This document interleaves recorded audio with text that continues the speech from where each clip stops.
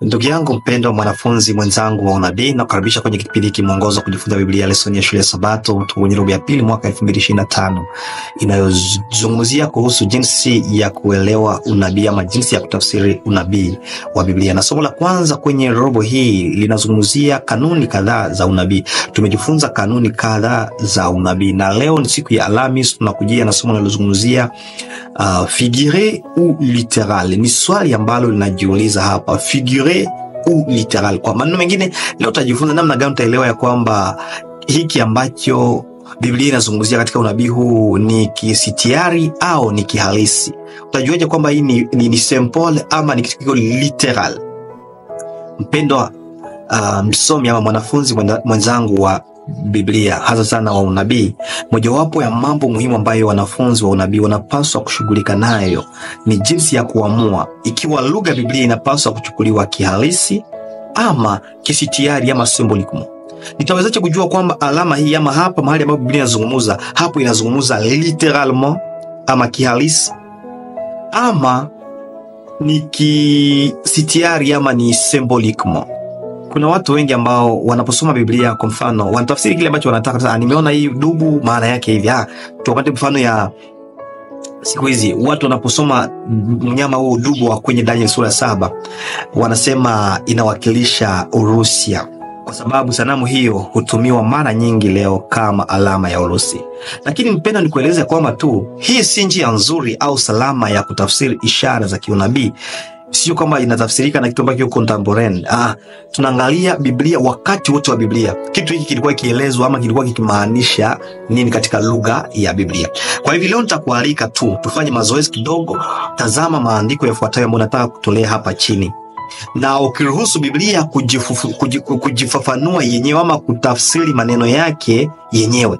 Na ni ishara gani ya kiunabii inayofanana katika maandiko haya? Katika kila kisa na Biblia inasema inawakilisha nini? Kwa mfano kwenye Daniel 7:7 utapata tafsiri yake kwenye Daniel 8:3, Daniel 7:17 inawakilisha hapo nini?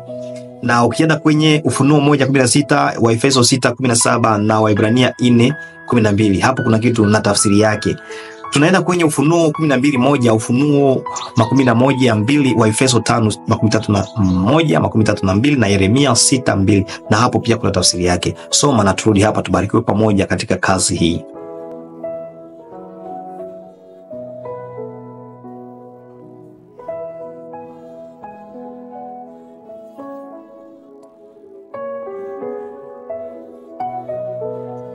Mpendwa mtazamaji na msikilizaji, mashairi haya kinachonifurahisha sana ni kwamba katika unabii wa Biblia hivi Mungu anapotoa unabii, hata kitu ambacho kinakuwa kama ni kisitiari ama ni symbol, yeye mwenyewe anatoa tafsiri katika maandiko. Kwa hivyo jambo muhimu, mojawapo wa vitu ambavyo lazima tuvielewe tunapotafsiri Biblia, tuelewe kwamba ni lazima Biblia tuiache jitafsiri yenyewe, sio kuipatia tafsiri ambayo sisi tunalitaka ipate kwa. Nisome kwa mfano kwenye Ufunuo 1:2 nasema, siri za zile nyota 7 ulizoziona katika mkono wangu wa kuume na vile vinara 7 vya taa vya dhahabu ni hili.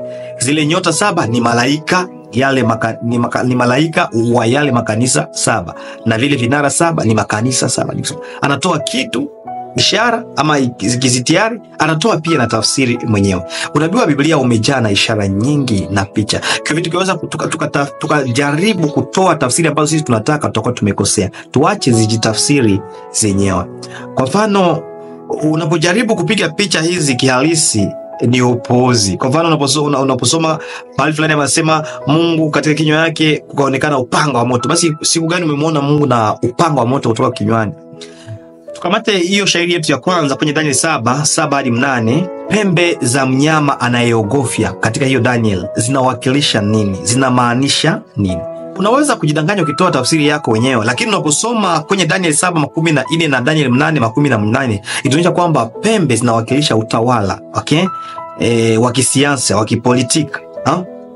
Inawakilisha zile pembe ni wafalme, ni wafalme na falme wanazowakilisha. Ukienda pengine kwenye Ufunuo 1:16, upanga unaotoka kinywani mwa Yesu katika huo ufunuo unawakilisha nini? Sio kwamba hakika katika kinywa ya Yesu kuna upanga, lakini unaposoma kwenye Efeso 6:17 na Waebrania 4:12 unaona kwamba upanga unawakilisha neno la Mungu ama Biblia. Mahali pengine kwa wanapozungumzia mwanamke katika Ufunuo 12:1 utajiuliza ni nani? Ni vibaya unaposema huyu mwanamke ni Maria ama huyu ni fulani. Biblia yenyewe itakutolea tafsiri. Itakuonyesha kwamba kwenye Efeso 5:31 hadi 32 na Wakorintho wa pili 11:2 mwanamke katika unabii si mwingine wala yeye ni mwanamke, ni kanisa ama watu waaminifu wa Mungu ambao ndio kanisa. Basi Mungu akusaidie unapojifunza Biblia, jua ukielewa maana ya alama inamaanisha nini, ukiacha Mungu pekee. Hata kama kuna stiari ambazo bado hazijaeleweka, lakini Mungu anataka tuzielewe kwa unyenyekevu. Tuombe. Baba mtakatifu, asante kwa sababu kila mara unatoa alama ili tuelewe zaidi. Endelea kutupatia unyenyekevu katika jina la Yesu Kristo. Amina. Sasa nakuuliza kaswali, kwa nini Mungu wakati fulani anatumikisha alama na hataki kuongea directement? Weka jibu kwenye comments.